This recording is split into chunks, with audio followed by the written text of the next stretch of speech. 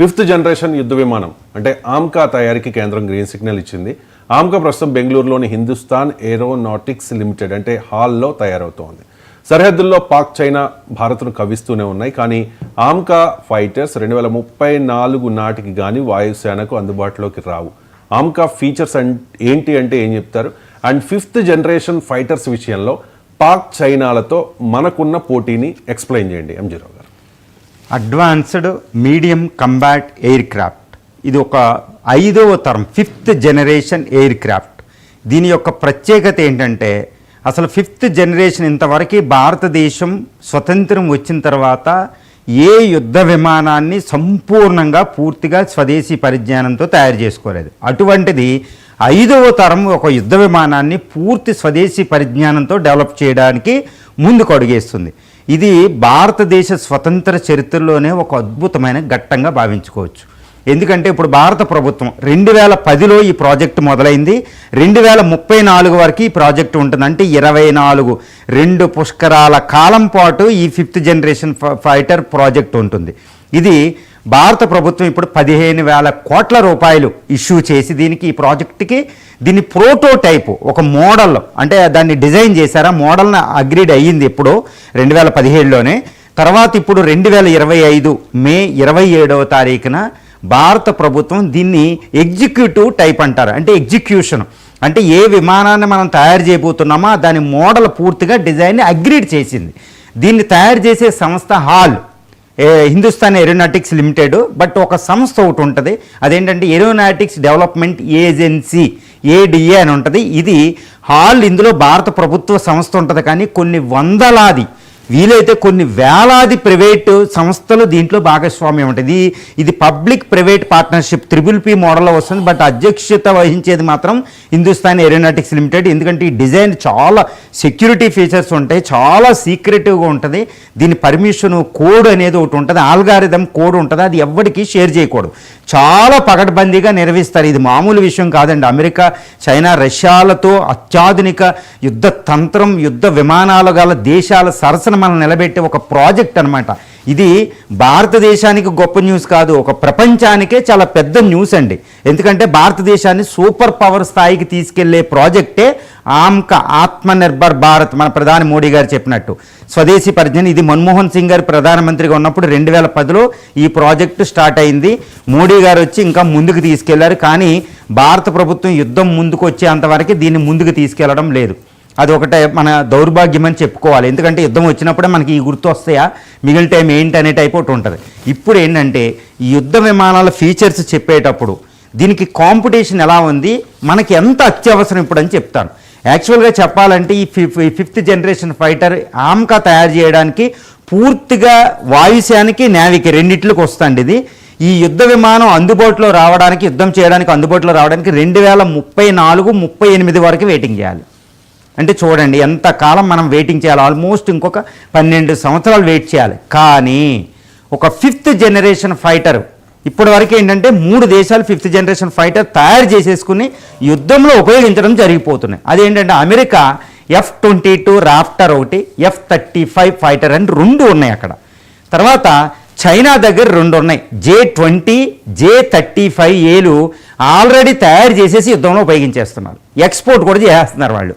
America కూడా export చేస్తుంది. ఇక రష్యా తన అమ్ములు పోతుల 5వ తరం యుద్ధ విమానం Su-57.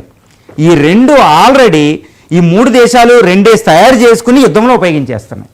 ఇందులో చైనా J-20, J-35 ఫైటర్ ఆగస్టులో అంటే ఇప్పటి నుంచి 3 నెలల కాలానికి పాకిస్తాన్కి పంపిస్తుంది ఫైటర్స్ని. ఇది ప్రస్తుత పరిస్థితి. భారతదేశానికి 5th జనరేషన్ ఫైటర్ ఎంత అవసరమో ఇప్పుడు చెప్పకనే చెప్పేస్తున్నాం. ఎందుకు, మనకి కొన్ని నెలల్లో పాకిస్తాన్ శత్రుదేశానికి యుద్ధ విమానాలు వస్తున్నాయి 5th జనరేషన్. అంటే మనం ఇప్పుడు 2034-38కి తయారు చేసుకుంటున్నాం అని వస్తుంది. ఇంకోటి ఏంటంటే భారత ప్రభుత్వం ఏది మొదలుపెట్టిన LCA కూడా ఇలాగే మొదలుపెట్టి ఇంకా పూర్తిగా అందుబాటులోకి రాలే. రీసెంట్గా నేవీ మన ఎయిర్ ఫోర్స్ కమాండర్ బెంగళూరు యలహంకలో జరిగేటప్పుడు LCA మీద చాలా అసంతృప్తి బహిరంగంగా వ్యక్తం చేయవలసి వచ్చింది. ఇది ఇండియాలో అప్పుడప్పుడు జరిగిద్ది. అప్పుడు వెంటనే ఏరోనాటిక్స్ లిమిటెడ్ వెళ్ళి లేదు మేము తొందరగా ఇస్తామని చెప్తుంది. అంటే LCA ఎప్పుడు మొదలుపెట్టారు, వాజ్పేయి గారి పేరు పెట్టింది అది ప్రోటోటైప్కి, తేజస్ అని. MK1, MK2 ఇంకా అందుబాటులో రాలేదు యుద్ధ విమానాలు. అంటే మనం ఆమ్కాని 2034కి నమ్మొచ్చా లేదనే దాన్ని బట్టి అర్థమవుతుంది. ఎందుకంటే కాకపోతే యుద్ధం మన నెత్తి మీద ఉంది. 2 ఫ్రంట్ వారు చైనా పాకిస్తాన్తో. చైనా పాకిస్తాన్కి ప్రోటోటైపులు డైరెక్ట్గా పెట్టుకెళ్ళి ఇచ్చేస్తుంది 40 J20. ఇప్పుడు ఏం చేయాలి? కాబట్టి ఇటు చైనా అమెరికాలతో పోటీ పడాలంటే మనం చైనా ముఖ్యంగా పాకిస్తాన్తో పోటీ పడాలంటే మనకి వెంటనే 5th జనరేషన్ ఫైటర్స్ కావాలి. అంటే 2034కి మనం తయారు చేసుకుంటున్నాం ఈ 5th జనరేషన్ ఫైటర్స్. కానీ భారత ప్రభుత్వానికి వెంటనే ఈ రోజే మనకి యుద్ధ విమానాలు కావాలి. ఏం చేయాలి అంటే 2 ఆప్షన్స్. అమెరికా నుంచి కానీ చైనా నుంచి కానీ యుద్ధ విమానాలు కొనాలి. మరి ఈ యుద్ధ విమానాలు బిలియన్స్ ఆఫ్ డాలర్స్ పెట్టి కొనేస్తే ఈ ఆమ్కా ప్రాజెక్టుకి డబ్బు లెక్క ఆమ్కా అనేది డిస్కరేజ్ అవుతుంది. కాబట్టి భారత ప్రభుత్వం ఇక్కడ చాలా సున్నితంగా బ్యాలెన్స్ వ్యవహరిస్తుంది. ఏంటది? మొట్టమొదటిగా ఆమ్కా కావాల్సిన డబ్బులు ఇచ్చేసి ఆ ప్రాజెక్టుగా ఈ ఇంపోర్ట్ చేసుకునే యుద్ధ విమానాల మీద వల్ల ఎటువంటి ఎఫెక్ట్ అవ్వకుండా ఈ స్వదేశీ పరిజ్ఞాన ఆమ్కాని డెవలప్ చేస్తూనే ఇప్పుడు ప్రస్తుత అత్యవసర విషయాలకి మనం సుఖోయ్ 57 అనేది రష్యా నుంచి తెచ్చుకునే అవకాశం ఉంది. ఎందుకంటే F-22, F-35 fighters America kill machine అని ఒకటి ఉపయోగిస్తాయి, కిల్ స్విచ్ అని. అది యుద్ధ విమానం అప్పటికప్పుడు డెప్త్ చేసేసి ఉపయోగించేసి అమెరికాని మనం నమ్మడానికి లేదు. కాబట్టి రష్యా నుంచి మనకి మిగ్గులు అలవాటు ఉన్నాయి కాబట్టి సుఖోయ్ 30 అలవాటు ఉంది కాబట్టి అక్కడ నుంచి పైలట్స్కి ఈజీ టెక్నాలజీ కూడా ట్రాన్స్ఫర్ చేస్తారు. ఆ టెక్నాలజీని మనకు ఆమ్కాలో ఉపయోగించుకోవడానికి అవకాశం ఉంటుందన్నమాట. ఇదనమాట. ఇప్పుడు as far as the various features of this AMCA fighter is concern, మనం ఇప్పుడు మనం తయారు చేసుకున్న ఆమ్కా ఫీచర్స్ విషయానికి వస్తే ఇవి 5th జనరేషన్ ఫైటర్ కాదండి, వాస్తవానికి 5th జనరేషన్ ప్లస్ ఫైటర్ అంటారు దీన్ని. ఎందుకంటే ఆల్రెడీ అక్కడ యుద్ధ విమానాలు తయారై ఉన్నాయి, ఉపయోగంలో ఉన్నాయి. ఇప్పుడు ఇది ఇంకొక 10 సంవత్సరాల తర్వాత పూర్తిగా వస్తుంది. ఈ లోపు ఎంతో టెక్నాలజికల్ అడ్వాన్స్మెంట్ వస్తుంది, ఏఐ వస్తుంది, ఎంతో డిజైనింగ్ వస్తుంది. ఎందుకు 5th జనరేషన్ ప్లస్ ఫైటర్స్ తయారు చేసుకోకూడదు? ఇంకోటి, దీన్నే 6వ జనరేషన్ ఫైటర్ కూడా 6వ తరానికి కూడా ఇదే ప్రాతిపదిక అవబోతుంది. అందువల్ల భారత ప్రభుత్వం లేట్ అయిందాన్ని ఇలా కంపెన్సేట్ చేస్తుంది. ఇప్పుడు F-22, F-35, ఇటు J-20, J-35, అదేవిధంగా రష్యా Su-57 ఫీచర్స్ అన్నీ తీసుకుని దాని ఎక్స్పీరియన్స్ని తీసుకుని ఈ 5th జెన్ ప్లస్ ఫైటర్స్ అనమాట. ఈ యాక్చువల్గా వాస్తవంగా చెప్పాలంటే ఇందులో సబ్సోనిక్ క్రూయిజ్ టెక్నాలజీలు ఉపయోగిస్తారండి. ఇది స్టెల్త్ ఫైటరు, ఇది రాడార్స్కి దొరకదు, డైరెక్షన్లెస్ రాడార్ ఫైటర్ అని ఒక టెక్నాలజీ ఒకటి ఉపయోగిస్తారు. ఏఐ టెక్నాలజీని పూర్తిగా ఇందులో ఇండక్ట్ చేస్తున్నారు. ఇది చాలా బరువు అనమాట, 25 టన్నుల బరువు ఉంటుంది. Single engine, double engine, single seater, single pilot ఉంటారు. అవసరమైతే ఇది పైలెట్లెస్ అన్మాన్డ్ ఎయిర్ వెహికల్గా కూడా పనిచేసే విధంగా ఉంది. ఎంత గొప్పదో చూడండి ఇది. అది అక్కడ వాటికి ఉండదు, మనం తీసుకుంటున్నాం. బరువులు ఎక్కువ పేలోడ్ పట్టుకెళ్తుంది. ఇందులో లోపల 5.5 టన్నులు బరువు ఉంటే బయట ఇంకో 6 టన్నులు 12 టన్నుల పేలుడు పదార్థాలు పట్టుకెళ్తుంది అనమాట ఇది. తర్వాత ఇందులో లేజర్ వెపన్స్ కూడా బిగించే అవకాశం ఉంది. మన బ్రహ్మోస్ లాంటివి హైపర్సోనిక్ మిసైల్ టెక్నాలజీలు ఉపయోగిస్తారు. అంటే ఇది ఒక్క ఫైటర్ యుద్ధాన్ని మన వైపుకి పూర్తిగా తిప్పేసే అంత శక్తివంతమైన ఫైటరు. మ్యాన్లెస్ కూడా ఇది అన్మ్యాన్డ్ ఎయిర్ వెహికల్గా పనిచేస్తుంది అనమాట. ఇది మాన్యూవరబిలిటీ అనే ఒక టెక్నాలజీ అంటారు. ఈ డాగ్ ఫైటర్ ఏ యుద్ధ విమానాన్ని ఇది పడవేసే శక్తి ఉంటుంది. రాడార్ అనేది ఒక నెక్స్ట్ జనరేషన్ రాడార్ టెక్నాలజీ ఉపయోగిస్తున్నారు. ఈ విధంగా మనం తయారు చేసే AMCA advanced medium combat air craft అనేది ఇప్పుడు అమెరికా తయారు చేసిన F-22, F-35తో పోల్చిన, చైనా తయారు చేసిన J-20, J-35తో పోల్చిన, అదేవిధంగా రష్యా Su-57తో పోల్చిన ఇంకా అధునాతనంగా ఇది తయారవబోతుంది. అందుకే ఇంత లేట్ అవుతుంది. కాబట్టి ఇక్కడ ఒక విషయాన్ని గమనించాలి. హాల్ అనేది ప్రభుత్వ రంగ సంస్థ మనకు ముందుకు కనపడిన దీంట్లో వేలాది ప్రైవేటు సంస్థలు ఉన్నాయండి, ఈవెన్ స్టార్టప్లు ఉన్నాయి. ఎందుకంటే అది చిన్న విషయం కాదు. ఒక విషయం చెప్పాలంటే ఒక కారు రోడ్డు మీద నడుస్తుందంటే ఒక కారులో 25,000 పార్ట్లు ఉంటాయండి.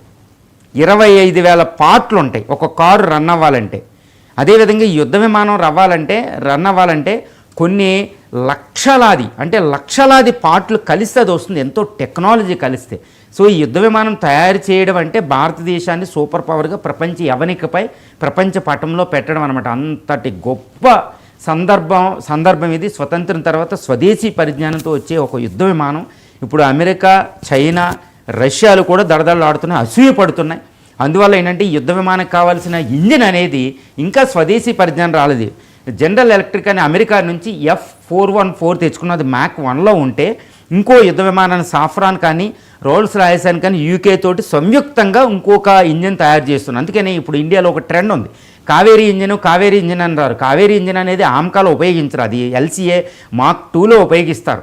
కానీ ఆ కావేరీ ఇంజిన్ తర్వాత ఈ advanced 5th generation fighter 6th generation ఫైటర్కి ప్రాతిపదిక కాబోతుంది. కాకపోతే ఇండియన్స్ సోషల్ మీడియాలో అంటున్నారు మేమే ఫండింగ్ చేస్తాం కావేరీ ఇంజిన్కి, మేమే ఫండింగ్ చేస్తాం కావేరీ ఇంజిన్ కానీ. ఒక అద్భుతం, ఎందుకంటే భారతదేశానికి 5th జనరేషన్ మనం కూడా 6th జనరేషన్ తయారు చేసుకుని ముందు ఉన్నామంటే ఇంకా ప్రపంచంలో ఏ శక్తి కాదు కదా, ఏది కూడా మన దగ్గర రాలేదు. ఇంకోటి ఏంటంటే ఇది స్పేస్, ఎన్నో టెక్నాలజీలు కలుస్తున్నాయి. ఇది హాలు మన భారతదేశానికి ఒక సింబల్ అని కూడా మనం చెప్పుకోవచ్చు. అయితే మరి కర్ణాటక డిప్యూటీ సీఎం